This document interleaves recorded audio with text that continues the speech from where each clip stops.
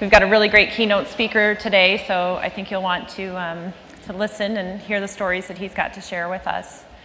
Before we get started with that, though, we have some housekeeping items. First, I should probably introduce myself. My name is Rachel Hanaway. I'm the CEO at FMTC, and thank you. A longtime attendee and fan of Affiliate Summit. Big thanks to Sean and Missy. This is a great event. Love having it and being at it every year. Thanks. Okay, so a couple quick housekeeping things. We've got Wi-Fi available. There's the ID and password. If you haven't grabbed it yet, it should be on here in the room. You can connect. If you are tweeting about the event, we've got a hashtag ASE14, and you can also tag at Affiliate Summit. That would be great. We'd like to see lots and lots of that in the Affiliate Summit feed, so please be sure to tweet about your experiences here. The next Affiliate Summit is already lined up. We will be in Las Vegas at the Paris Hotel from January 18th through the 20th. And registration is open. You can sign up for booths or anything else you'd like already. The slides for all of the sessions are available on SlideShare. You'll find them at slideshare.net/AFSUM. You can grab any slides from the presentations that you'd like. And if you haven't already, there's a mobile app you can download that has the schedule and some interesting information, so you can grab that. I do know it was in the App Store. I saw it on Apple, but you can go there to the link to find it as well. So tonight there is the Affiliate Ball, 10 p.m. to 2 a.m. So if you do not have plans already for the night, that's a big party, lots of fun. We've got over 4,000 attendees here at Affiliate Summit. So again, this is just a great event and wonderful opportunity for all of us to connect and touch base with people that we're doing business with all the time. But this is great. 4,000 is amazing. We want to say thank you to our sponsors. Without great sponsors like this, it's hard to pull off large events. So thank you, Share a Sale, Offer It, Volume, HostGator, and Has Offers. Okay, so next up here, our keynote speaker is a very big character. As you can see, he goes by Big Daddy.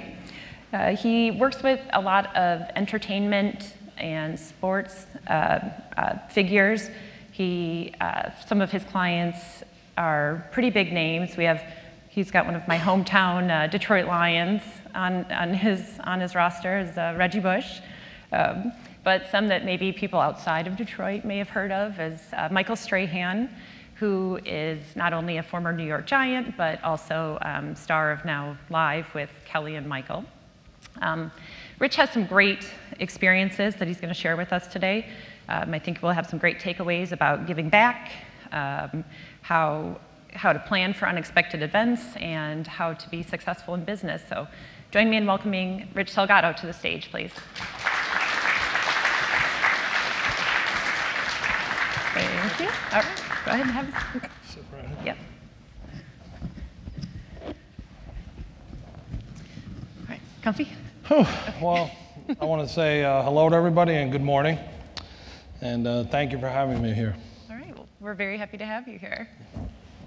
So Rich, a big part of what you do is with professional athletes. How did sports become such a cornerstone in your career? How did sports become a cornerstone of my career? It's kind of funny. I tell people the story that I created a niche market, and it was created actually for me because I grew up in Long Island, and the Jets were there, the Islanders were there, and I knew people that worked in lower tier positions. And then all of a sudden, those same people were vice president of teams. Someone was working at VP at the NFL offices. So the market was there for me. It was just a matter of, okay, what am I going to do? And then, I was fortunate enough to receive a football scholarship at the University of Maryland. And there, my, business portfolio grew because there were guys that went on to play pro football. Sure. Your own roommate, right? Yeah, my roommate was Neil O'Donnell, who's had a very successful career in the league, and hanging out with him, you got to meet more people. So I was developing a network. It just kept growing and growing and growing. And I think the one thing that I had a good memory. I always try to remember who was who. That's hard. You know? And it's hard, trust me. It's, you know, I had read a book on successful business people. And the one thing that the book stated was how to always take someone's business card and write where you met them and how. Great idea. Great tip, because I know a lot of you got business cards yesterday. So for a while there, and if my brother is supposed to be here, but he'll tell you, he could relate to the story. I'm so old school that we're sitting here making fun of me because I still have a BlackBerry. And I did not get a card reader till about 2 years ago, because I had so many business cards all over the place that I was putting them all in rubber bands.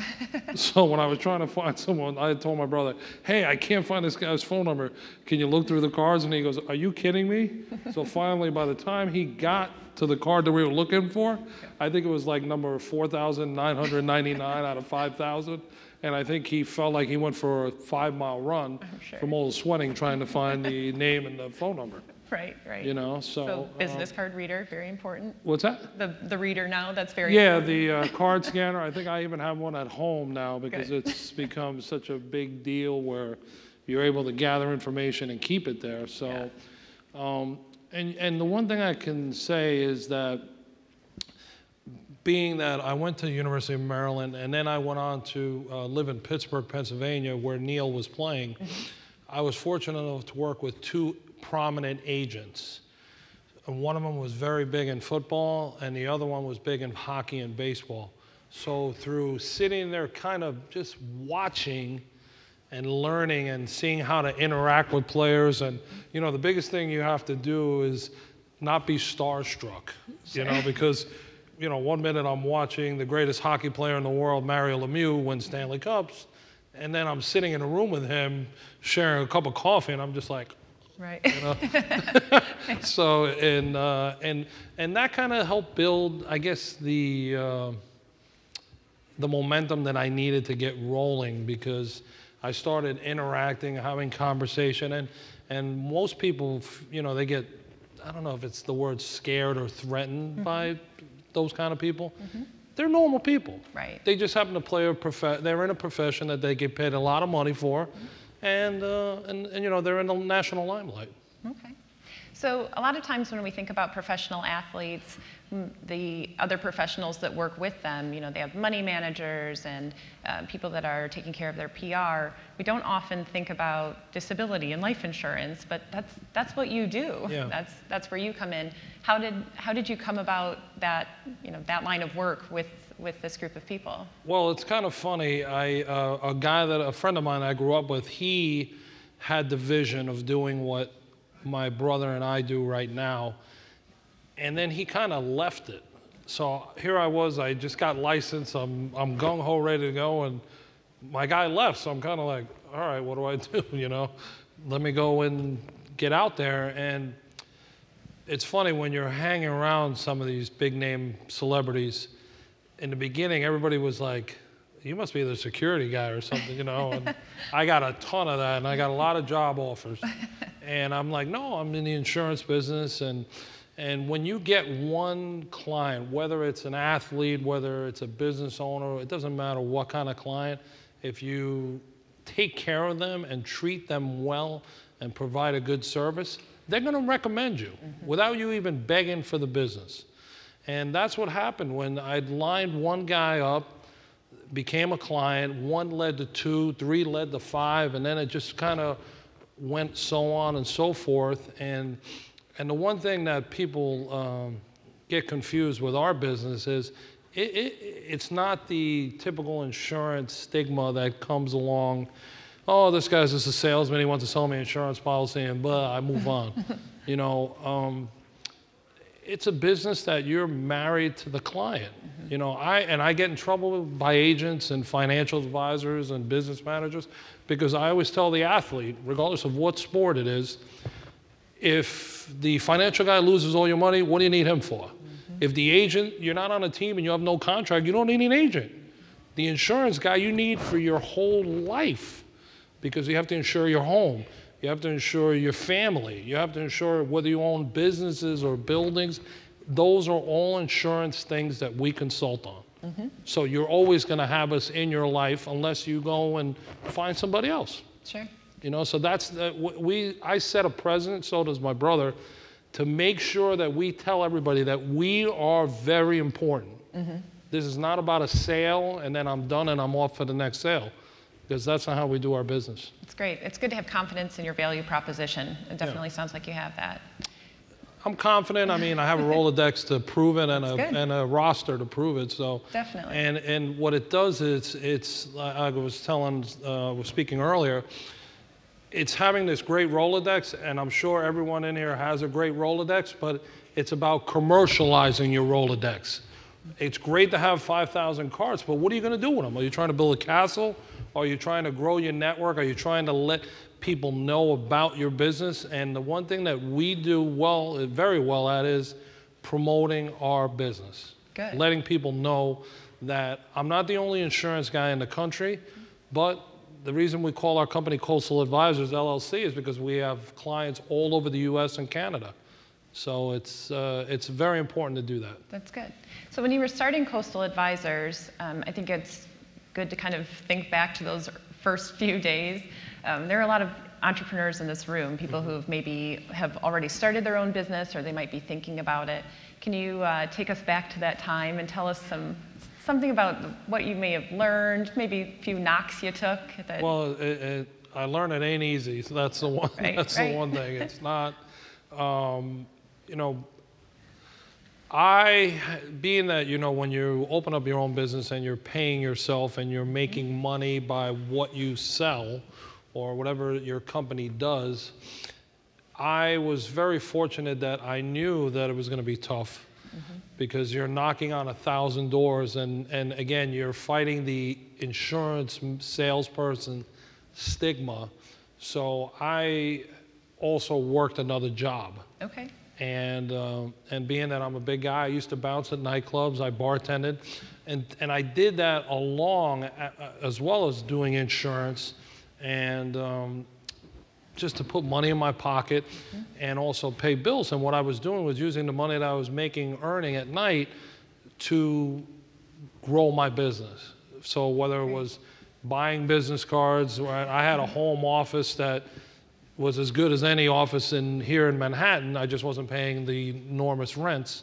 And I just started building, and then finally, as I started turning the corner, I finally said, okay, I don't have to work at night anymore, because one, I'm killing myself from working late hours, and then secondly, if I really want to take this to a whole nother level, I got to start working the normal hours, because getting home at 5 in the morning and trying to function the next day sometimes is pretty tough. Yeah, definitely. It was definitely a reality check doing both, and some people used to say, I don't know how you do it, and I'm just like, I don't know, I just do it, you know, it's just where I want to get to. You really worked for it. Yeah, I mean, I put a lot of hours. I might have sacrificed, you know, personal life and some other things, but all in all, it's been, you know, very rewarding, both monetarily and, you know, business-wise. And I've made some outstanding new friends, and it's been great. Good. Yeah, connections do seem to be a very, very big part of what you do.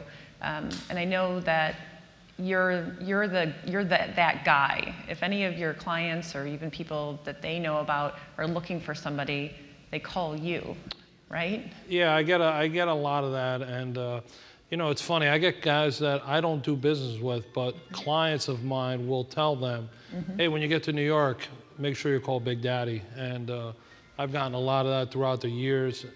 And the one thing that I will always recommend to people in sales is that, and on top of just selling insurance, the one thing I'm very adamant about is giving back to the client.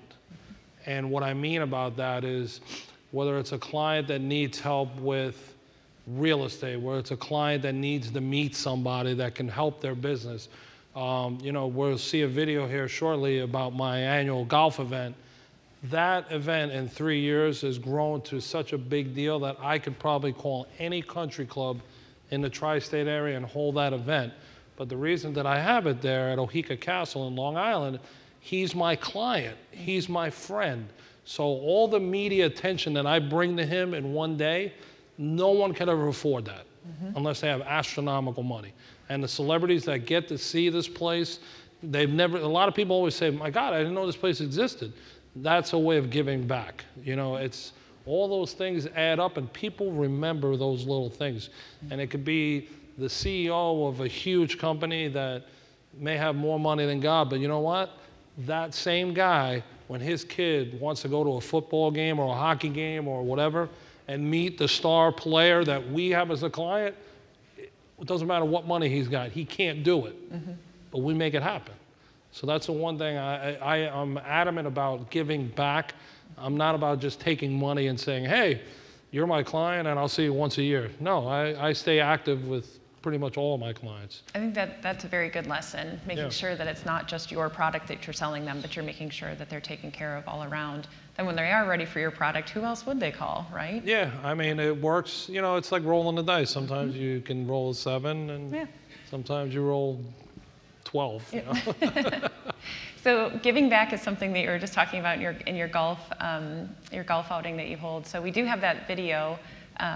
We'll have this pulled up here. I want everybody to see this. This is really great. This has a lot of Rich's connections and clients and friends talking about what a great event this is.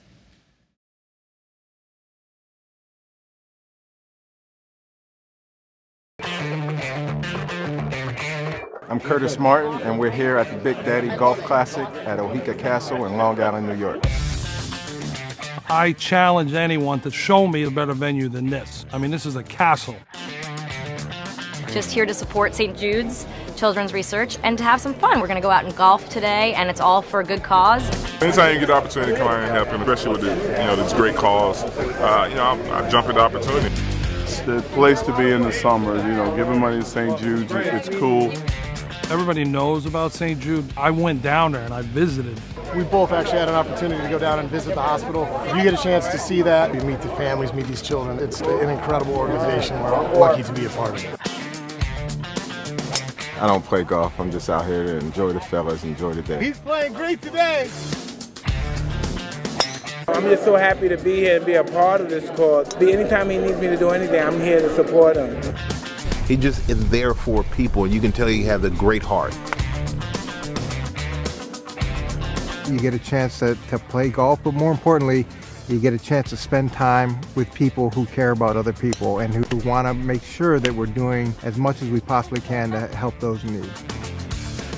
30.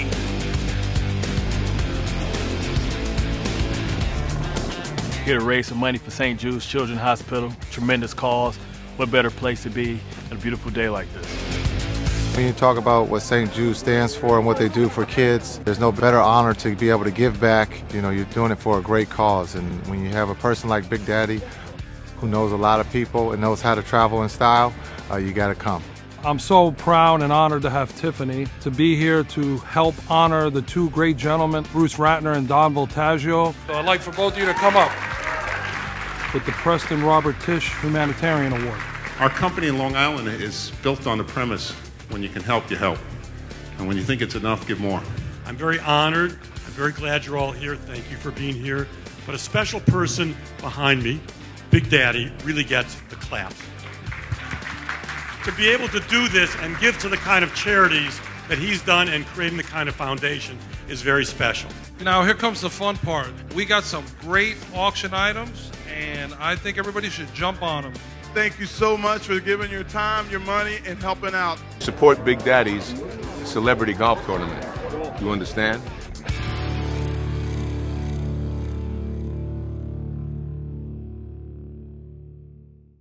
That looked like a lot of fun. Yeah, it's been a lot of fun. It's, when you visit a place like St. Jude, I tell everyone that it is a place that gives you hope. I don't wish any harm or sickness on any child, but when you've been told that there's no cure, that's the place you go to because they will give you hope. And it is an incredible, incredible place, and I was so proud to now, we just formed a partnership, so they will be our partner going forward at my event, and that event will be next June 21st, 22nd, and we're adding a musical act to it. So stay tuned for that one, because it could be a very, very big name, and not that we need 40,000 people showing up, but it's all for a good cause, and it's to raise money for the kids. Good. So I saw in there, and just in general, like you're saying, giving back and sort of doing the right thing is, I think, a great takeaway for anybody here. Do you see that with any of the clients that you're working with, where they're making hard choices between doing something that's chasing money and something else that's really the right thing to do? You do see it because, not that I'm a celebrity or anything like that, I'm just an insurance guy that's fortunate. You get asked to do so many things, and I see it with clients. Even the people reach out to me. Obviously, Michael Strahan, everybody wants him to do everything. Right. And I have to sometimes be rude and say, I'm not in charge of that, and I will not forward on the message, because you get so many requests. I get them, like I said, myself, for tickets, for sideline passes, for hockey games, whatever, Yankee games. I will tell you that my friend is the president of the Yankees, and I haven't been to a Yankee game in probably 2 or 3 years. You just can't do everything, and believe me, I'm giving and charitable, but there's only so much you can give of yourself and all those other superficial things that everyone's looking for. Look, I get everybody, hey, can I get a signed jersey? I'm like, you know what? Okay, listen, go online, get the jersey, get it to me, and I'll see what I can do, and I'll get it signed for you. Sure. But I thought you can get the jersey. No, it doesn't work that way. I don't even bother my clients with it. I'd rather buy the thing. I know I'm gonna get it signed, they're gonna say something nice, and I'll deal with it myself, but sometimes people don't look at it that way. Yeah. So another thing, excuse me, along with giving back, for you, I think a big message that you could share with this crowd is about health, and also about planning for those things that you think will never happen. You work with a lot of, invincible superstars out there, right? Well, they get caught by that, don't they? Myself included. It's, you don't realize that one day you're playing, and then all of a sudden you're not Tarzan. You could blow a knee out. In relationship to my career-ending part of the business, you get athletes that all of a sudden their career's done. And if you don't protect yourself, a lot of people say, see these big numbers, that the contracts that are drawn up. And depending on the sport, like football, if we use that, a guy can have a 5-year deal, and it'll say 5 years, 128 million, but 30 of it's only guaranteed. Still 30 million is 30 million, but you don't see the other thing if, God forbid, you can't play again. Mm-hmm. So that's where we come in. And then in the other sports like basketball, hockey, baseball, you have these numbers that are large and they're guaranteed. And then that's where the life insurance component comes in, because if the player accidentally dies or gets killed, what does the family do? You've got to do estate planning. You've got to put things in. And you had a good example in the right places. What's that? You had a good example of that, where there was a player who was killed. Sean Taylor, who back in the day when that whole thing happened, my phone rang off the hook like 6 or 7 times with current players making sure that things were in place. And the next day, I actually wrote 2 policies on 2 different players, because they were worried about all that. So the one thing that's bad is it takes a tragedy sometimes to wake people up and say, hey, I need to make sure that I'm protected. And then on the flip side of it is, everyone in this room in here may have life insurance, and I can tell you, if there's, we'll use a round number, if there's 200 people in here, if I were to look at everyone's stuff in here, out of those 200 people, I may change 100 people's policies, because they don't realize that they're either overpaying for it, it's not the correct coverage. You could do more coverage for less money, because the misconception is about insurance is once you pay for it, okay, I'm covered. And then I put it in my desk drawer and I don't have to worry about it. And I bought it from my wife's brother, or I bought it from a relative, or I bought it from the fraternity brother. I would, in my business, I'd rather meet all of you that have coverage than don't, because we're going to educate you on why you need to make a change, why you need to have it reviewed. And funny story, I had a guy that heard me say what I just said, had me come in, and we went over everything. I mean, and this took like 3 months worth of work. And then at the end, he said to me, he goes, I have one problem. I said, what's that? He goes, if I take the business away from my brother-in-law, I would rather hear you yell at me than have my wife yell at me every day. So is there a way I can compensate you? And I said, no, there isn't. The only way I get compensated is by the work that I do for you. And he goes, well, would you mind educating my brother-in-law and doing what needs to be done? And I said, does Burger King help McDonald's? And he got the idea, and you move on, because that's the biggest stigma that is out there in relation to that business. That's why we sit down with clients on an annual basis to review. And it doesn't matter. My mailman's a client. It's not about the size of the policy or the name. We're in the servicing business, and we're here to help people. So that's the one thing that I always try to stress, that don't get caught up with all that and, you know, my Fox stuff and all that, because it's just, those are ancillary things. Those are just things that allow me to express my thoughts and get my company name out there and show people what we're all about. Good. No, I think those are good lessons for everybody here. Knowing what your product is, really understanding your value proposition, and not being afraid to go to your competition with it. I think that those are great. So you touched on this a little bit, but would you share your story about that annoying earache that was a life changer for you? It's funny how the whole thing started. I was out in the Hamptons at a friend's house, and I decided to be dumb and courageous and wrestle Justin Tuck and Ryan Grant, who both at the time were on the Giants, in a pool. And I got out of the pool, and I'm like, man, I can't hear. You know, my ears were clogged. So I couldn't get the water out of my ears, so finally I went to, I had gone to CVS, and I'd get this flush kit, and man, I still can't. I went to my doctor, and he goes, I don't know what's wrong. He goes, you got to go see an ear, nose, and throat guy. So I went in, and they had told me that, you know, you've got some clog, and it's not like, you know, wax where you're just going to go in and clean it and it comes out. Well, the left ear finally came, everything came out, and the right ear, they were just still trying to figure out what the problem was. So I went and I got an MRI done, and they had called me back, and they said, hey, we need to do another ARI, and because they thought I had a tumor. So I'm like, oh, great. Well, long story short, I go back, and the guy said to me, hey, you have a bigger problem than a tumor. And I said, what's that? He goes, see that little ball right there? And that's your nerve in your brain. He goes, that's an aneurysm.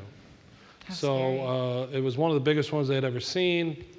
And I was just kind of like, you got to be kidding me. So here I was. I had no health issues. I was healthy as ever, and I had a choice to make. So we got it clipped, and here I am, knock on wood, sitting in front of you. And the funniest thing was I told somebody that even though that whole thing was going on, you know, they said to me, this was like in late August, early September. I said to them, I said, listen, Doc, I know I need this surgery, but you got to do me a favor. My birthday's being celebrated on the 12th of September. Can we hold back? And he goes, listen, you're fine. So I flew to Los Angeles. I had a business meeting I couldn't miss. And then we had a birthday party. And at that dinner, without naming who was there, they were all fighting over who was getting my cars, my house, if I didn't come out of the surgery. So, but even through that whole thing, you know, it was probably one of the scariest and loneliest times, because what I did not want to do was share that with everybody. You know, a lot of people were angry that I didn't say anything. And I was like, look, I didn't win the lottery. You know, I'm just trying to stay alive, and hopefully I come through and whatnot. And even through that whole process, you know, it's funny, I still was working because even though I was laid up, you know, I still had a BlackBerry, which they took away from me because it was just blowing up. And, you know, I just fought through it and said, hey, God gave me this plan. And you know, it was an eye-opening experience, too, because I said, you know what? If life ended for me, whether it was today or yesterday, I could say one thing, that I've done things that most people on this planet can never, ever do. So I was at peace with that, and obviously I did want to live, but that's the one thing that taught me to even be more giving and also be more open with people. You know, but now you got to become somewhat closed, because you know what it is, when you let so many people in, they want to bring more people in, and it's just, you know, you got to pick and choose. You know, Sure. so, and again, that was me not knowing that I had a sickness or an illness. And by accident, I found out that I had an aneurysm. If not, you know, I don't go to a doctor and get a scan or anything like that. And that's what teaches people to prepare for the future. No, I think that that is great. We have, I'm sure, a lot of invincible people in here, too. Yeah. I mean, you know, the first thing when I went to the Mayo Clinic, the one thing that they tell everybody is you should go get scanned. You know, I had one of the coaches of the Kansas City Chiefs. He was the head coach at the time. When he found out about what happened to me, he went and got scanned. Good. You know, because you can get a whole body scan, and they let you know. Because I think it's like 40-something% of the population have an aneurysm, don't realize that they have it. Really? Yeah. Really? No, that's important. Knowing your health is very important. Yeah. And you can see how it just takes you out of everything. Well, it took me 2 years, I would say, to get back on my feet. Even though I was the type of guy that, you know, I had the athlete mentality, you know, you fight through it and you don't quit and don't give up. Well, there were moments where I would go to a meeting and whatnot, and then when I was by myself, I'd be sitting in a room like dead exhausted because I just didn't have the energy. Yeah. Or I would feel lightheaded, and, you know, the anesthesia that I had, it took about probably a good month to get it out of me. Yeah. And, you know, the first time I went out, I was being driven, and I went to see some friends, and I drank, I think, 2 gallons of water in about 2 hours. Really? Because I was just so dehydrated from so much medicine being, you know, pumped into me and everything. And then, like I said, I went away one time, and I had to walk about 5 blocks, and that felt like I walked 5 miles. Really? Yeah. And I did it alone. I didn't want anybody around me. Don't want anybody to see. Yeah. So whenever I had a chance to be by myself, I stood away, and it was really where I was like trying to gather myself. So, but yeah, that was probably the biggest battle I ever had in my life. Yeah. Well, it definitely is something that has made you stronger. You said, and, absolutely. And that's great. And you know now, you know your health situation, and that's a great story that you can help other people get to know theirs also. Yeah, it's about, you know, it's alerting people and also educating at the same time. That's great. Well, I think we're getting close to the end here. Is there anything else you'd like to share with everybody here? Well, no, I mean, again, I think it's a simple message. I know sometimes it sounds repetitive, but it is, you know, get to know your client, or first get to know yourself, know your product, know your business, and then know your client. The one thing that's great about me working with my brother is that I don't know everything. I know a lot of people, and I can get into a lot of places, but that doesn't mean that doesn't make me successful.